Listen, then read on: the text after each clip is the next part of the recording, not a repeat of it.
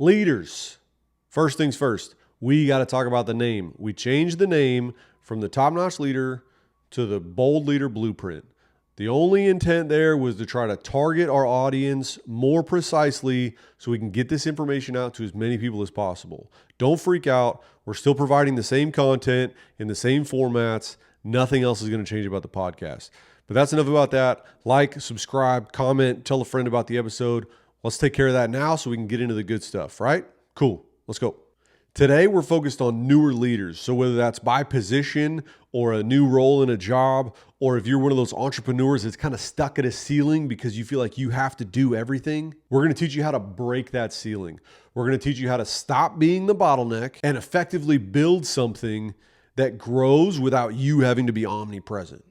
So let's get after it.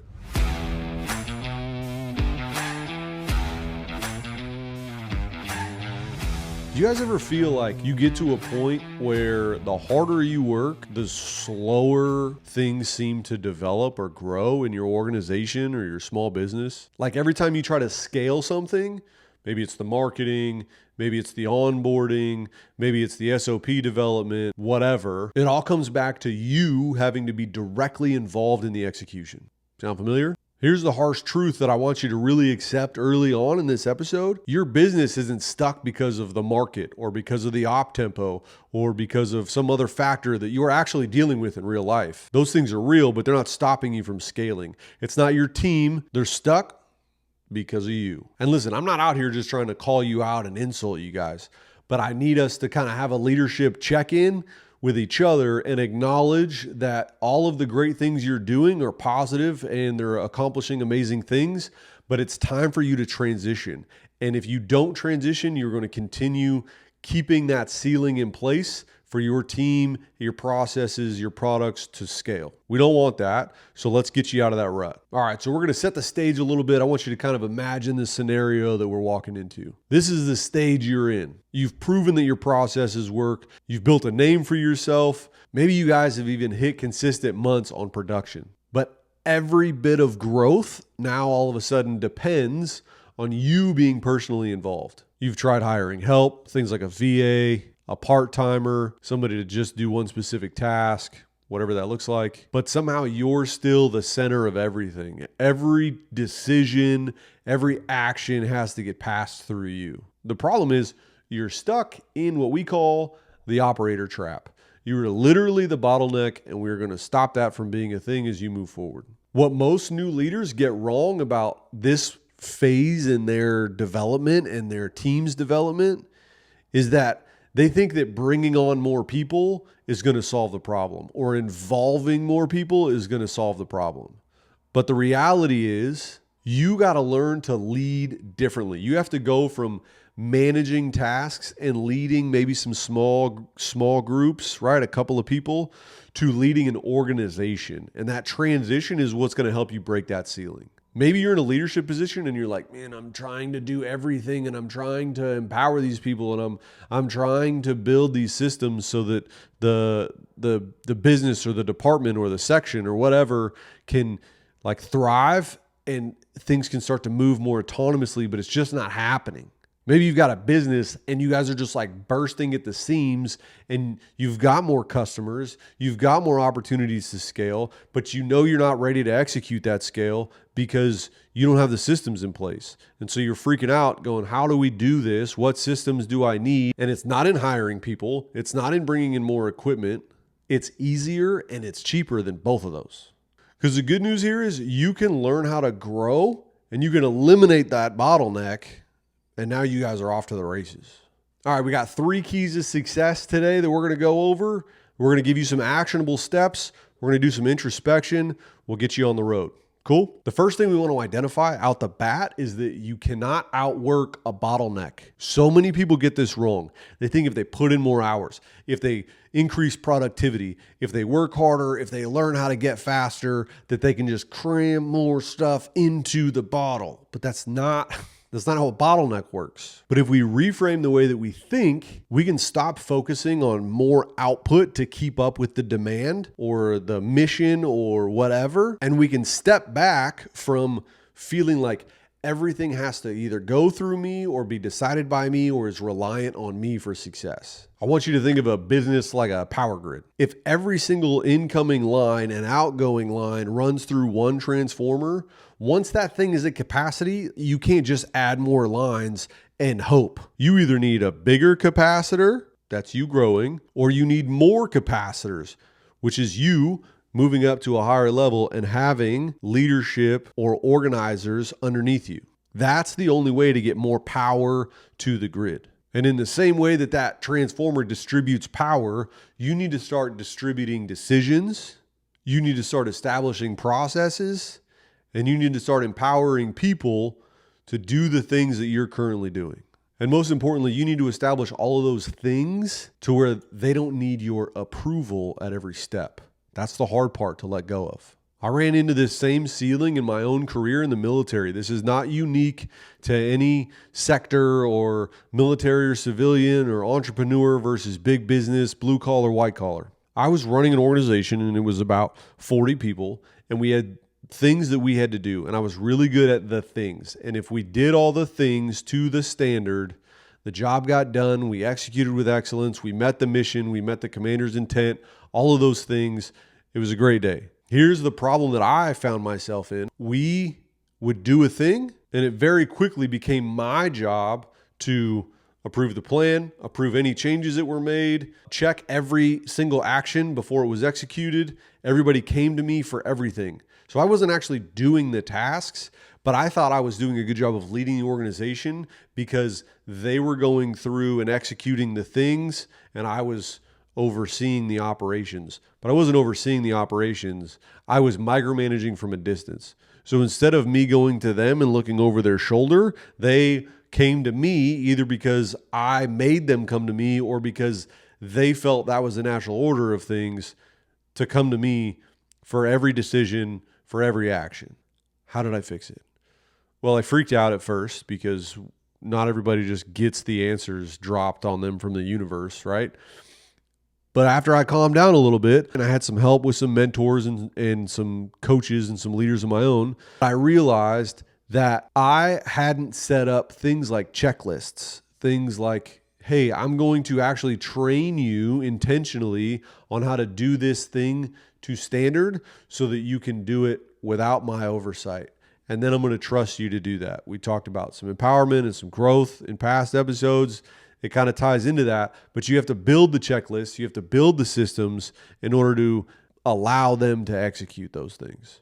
So when I took all these things that I had in my brain and I turned them into systems and processes and I gave people those tasks, I was able to sit back and do the things that only I can do. I could make more complex decisions, more higher level decisions. I could work with either higher echelons or like in your guys' scenario, if you're in the entrepreneurial world, is like you can work with new customers, you can work with partners, or you can solve problems that you should be solving at the owner, founder, CEO level and not worrying about like, hey, a machine broke. What do you want me to do? And when I was able to take what was in my mind and turn it into a system, turn it into a process, turn it into a checklist, and then delegate those things down, actually delegate them instead of just micromanaging from more of a distance, what I found was my people were able to do more with less guidance, and then more got done. This is that scaling that we're talking about. This is what you're looking for. We were able to scale in our execution of the things that we needed to do, which meant we were able to do things faster, we were able to do them lighter, we were able to improvise, we were able to innovate, all that stuff. For you, scaling just means scaling, right? You can bring on more customers. You can look at a different co-packer or something that's going to be more large scale as far as manufacturing. You can look at implementing more of a national partner as far as logistics, whatever that looks like. But you can't do that if you have to be in every single part of the plan. So in case you missed it, step one is get out of the mindset that you can work through the bottleneck. This is not some friction point that you just need to push through and then everything's going to be fine. You got to shift your frame of mind and you got to look at things differently. All right, the second thing we want to cover is the fact that control feels safe. And you probably are going to go around telling people, no, I don't need to feel safe. Like I'm an entrepreneur, or I'm I'm a go-getter. I'm a hard charger. I'm out here doing the thing and taking risk and making things happen. Yeah, okay. But that stuff is in your comfort zone. What's not in your comfort zone is giving up control of those day-to-day actions, right? And you got to realize that it feels safe, but it's killing growth at the larger level. And you're trying to get to the larger level. That's where you're at in your glide path right now. Most leaders start to choke at this point because they confuse control with stability. You're trying to transition from control to stability. At the end of the day, the tighter you grip onto all the things because you just want everything to go smoothly, you're actually literally choking out the business and the opportunity for your business to grow. So just let off the reins a little bit and then use those free hands to build those systems and processes we're talking about. All right, so what I want you guys to do is I want you to imagine a pilot. He's trained. He knows how to fly planes. He knows how to deal with super crazy different situations. He's in charge of everything on that aircraft. But at the same time, he's got a co-pilot. He's got his whole crew to deal with passengers and all other kinds of things, as well as all the bells and whistles and doohickeys and other things, right? The pilot is not in there just frantically hitting all the buttons and hitting all the switches and turning all the dials to constantly keep that plane in flight. He's got the autopilot feature. He's got the co-pilot that he can rely on, and he delegates some of those tasks to the co-pilot. And that's how I want you guys to start doing things. I literally just did something like this in my own job a week or two ago. We've got equipment that's coming up. It's getting, we call it line hauled, but essentially the equipment gets put on semis and then they bring the vehicles and the equipment to wherever it needs to be. So the stuff is getting line hauled, and it's this huge orchestrated complex movement thing. They got to pick up at this location. There's cranes involved. There's forklifts and all kinds of stuff. You got to have a manifest for everything. And it felt kind of risky to trust my team in that moment with that task, because the only people I had available to help me with it were younger soldiers. And so I decided I can do one of two things. I can try to do all my daily duties and responsibilities and take care of the entire organization while being in charge of this kind of project at the same time. Or I can go in the beginning, I can establish a couple things, I can set some systems in place, I can create some checkpoints, and then I can delegate that down. And then I handed it to them. I made them demonstrate first, like, hey, can you do the thing? This is kind of new for you to handle. This is something that we don't do regularly. And as soon as they were able to demonstrate it, I went hands off. They have the system. They know the checkpoints. There's a chat. So if they feel like they're in over their head, they can jump on and they can talk to me right away. But I am not there when they say, hey, a vehicle is supposed to get craned off of a truck and moved and put in this location, but that's going to be an issue because of X, Y, or Z. They make the decisions. They do the things. And then at the end of the day, they just report, hey, these are some decisions that I made. These are some things that we're doing to try to make sure we get after the overall intent, even though the step-by-step things might not be exactly what we planned. I just say, cool, track and all. I can then have their back when somebody else wants to come up on the net and have some kind of complaint or issue or whatever, because at the end of the day, you can delegate authority, but you can't delegate responsibility. So I've given that authority to them to do the thing, and then I own the responsibility by answering any questions that people have outside of, like, hey, why did this happen, or why did that happen, or whatever. And I got to be honest with you, with that exact situation, I kind of kept a distant but close eye on things the first day or two because I was nervous, like something was going to get messed up, or I put them in over their heads, and they crushed it. And I was able to be like, all right, cool. Like, that was nice that I did the thing and they responded the way that I needed them to respond, but also the way I thought they were going to respond in the first place. And things worked out. And I was able to get so many other things done that would not have been accomplished if I was stuck doing that one task or being the bottleneck for that one major operation. All right, so we've done our reframe. We need to come up with a plan to move from control to stability, and that's going to come in specific systems that you've got in your organization that you want to set up. And then the third kind of insight for today is that letting go and allowing yourself to scale starts with systems, not people. You don't need another finance person. You don't need another VA. You don't need insert the blank here. Specifically with entrepreneurs and with business people, there tends to be this assumption that like, I just need to hire the right person and we'll get through this friction point that we're in and we can move on and keep doing our thing. That's not how it works. You can hire the best people on planet Earth, but if you don't have any systems, they're either going to leave because they're like, this is dumb and I don't want to work here. Or if they love the organization, your organization's still not going to grow. And then you're going to have to figure out, is it the employee or is it the employer? At the end of the day, you can save all of that stress by knowing up front that you have to establish systems. And if you establish systems, the people that you have on board now will likely be able to do the thing that you need to do so that you can start that momentum back up and you can start growing again.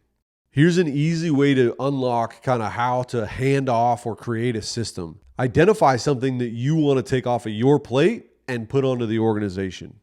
Then look at whether specifically by person or by department or whatever, where you want that task or that thing to go. Then you take that and you do the thing. I just talked about earlier in my story about how I was there running the operations for the line haul the first day or two, right?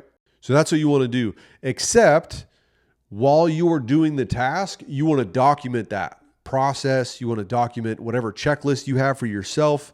You want to document where your headspace is at so that then you can transfer that knowledge onto the organization and then the appropriate person can download it from the organization. You're not just telling one person do a thing. That way, if that person's out for the day, somebody else can then go in and download it later from the organization. The goal here when you do this is not to write down every tiny little minutia about your preferences and everything that you need done perfectly, right? Again, we go back to this like 70% rule. You want the task to be done at least 70% to the quality and the speed that you need it done. Make sure they hit the end date, make sure they hit the end state, make sure they hit the hard gates. And other than that, like just write down the process so they know how to do it or they can learn how to do it. The goal here is not to control everything. It's to provide clarity on your expectations for what that task is so the business can continue doing that task to the same standard. Think about IKEA furniture. If you go to IKEA and you bring the box back and you open it up and you immediately toss the instructions, or if they just didn't come with instructions at all, it doesn't matter if you're a world-class carpenter. You're still going to have questions and a little bit of confusion on what pieces go where and which screw sizes go in what holes and what connectors to use when and things like that. That doesn't mean that IKEA makes complex furniture or super high-skilled carpentry techniques. What it does mean is they have to provide, and they have done the bare minimum, and they've given you exactly the number of pictures that you need in order to figure out how to put that furniture together, right? That's all we're asking of you. Get the bare minimum, maybe a little extra if you like your people, but put the information together so that your A players and these people that you've brought on your team because they're great can do the task and they can understand the steps that are required and the things they need to do. And for anybody that's had to put IKEA furniture together, like big pieces of furniture specifically, I want you to remember that providing that clarity is a kindness that your employees will definitely love, right? The people that fall under you are going to really appreciate that. So just provide that clarity. Don't be IKEA furniture without instructions. All right, moving on from that. The first time that I had to create a checklist for something and give to somebody else was for the Exceptional Family Member Program years and years and years ago. So it's a program in the military. There's a whole thing, but it's a very administratively heavy process.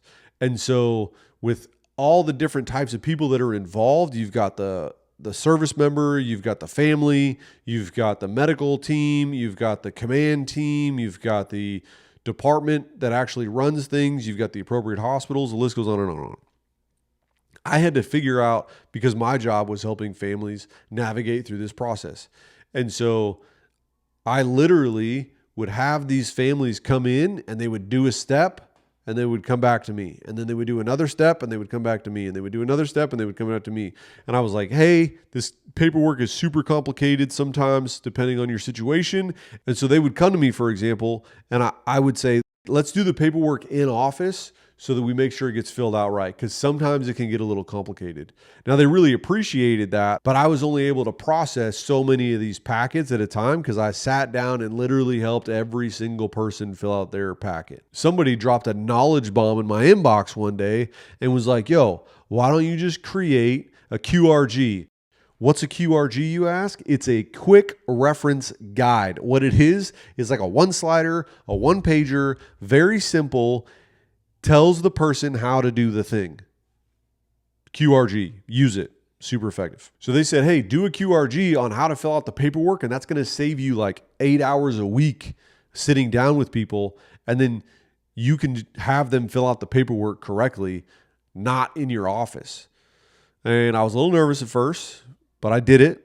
I published it. I sent it out, right? This is before like QR codes and all that kind of stuff. But I either would email the QRG to people, or I had a bunch printed out and they would come in and I would give them the paperwork to fill out. I would give them the QRG. And then lo and behold, like 95% of the paperwork was correct because I did the thing to download my information into their heads that was easily digestible and help them do the process. That is literally scaling a process. You do that with 3, 4, 5, all of the processes in your business. You've now gotten rid of that ceiling, and instead of being capped at X amount of customers or X amount of revenue, you're not doing 100K, 200K, 300K a month.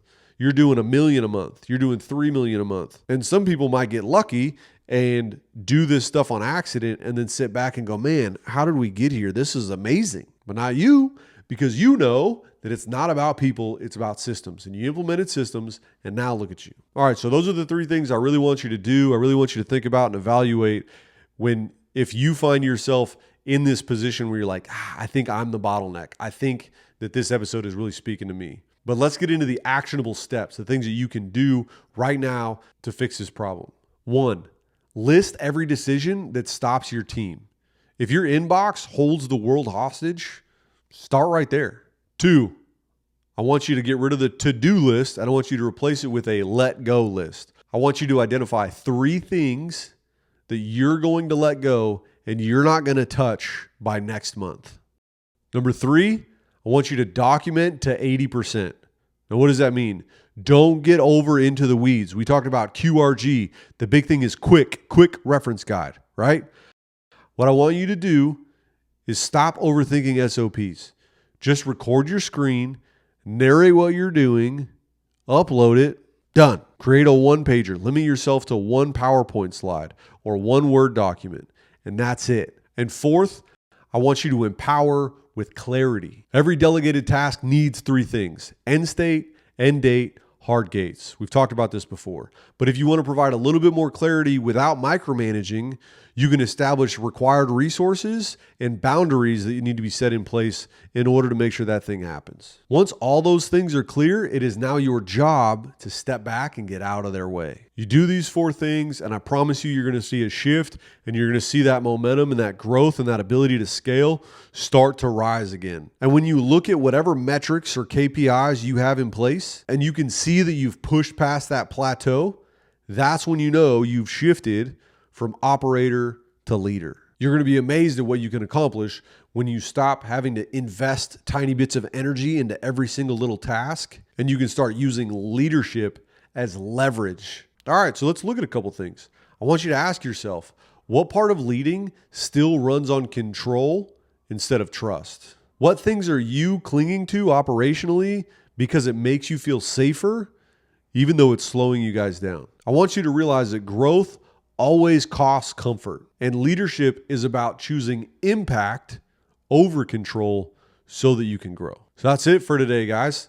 I really appreciate you guys listening. I want you to know we got some guests coming on right after recording this episode. I'm getting on a call so that we can try to lay on some things and start bringing in some other people to really pick their brains about some leadership stuff and how we can bring more value to you guys. Don't forget to like, subscribe, sign up for notifications, tell a friend about the episode, all that stuff, okay? If you're ready to start building a team that runs without you having to put your personal touch on every single task, I need you to grab my TRIPL-C Framework. It's the exact system I use to help leaders create trust, alignment, and accountability so their teams can thrive. You'll find the link to it in the description, and I'm telling you it's going to be valuable. So go check it out. All right, that's it for today. I'm Terence Colson. This has been the Bold Leader Blueprint. I want you to lead through systems, choose impact over control, and keep leading boldly. Thanks.